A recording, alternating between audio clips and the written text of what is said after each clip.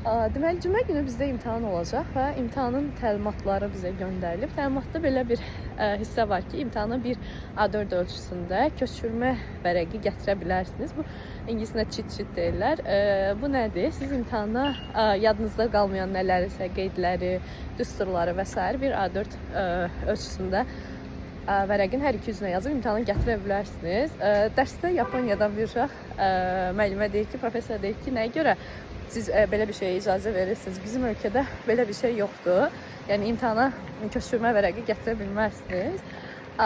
Professorun çox maraqlı cavabı var ki, deyir, biz sizin burada düsturları yadda saxlamağınızı və ya sizə verdiyimiz materialları əzbər öyrənib onu yadda saxlayıb saxlaya bilməyəcəyinizi yoxlamırıq. Biz sizin konseptləri nə dərəcədə başa düşdüyünüzü və nə dərəcədə tətbiq edə bildiyinizi yoxlayırıq.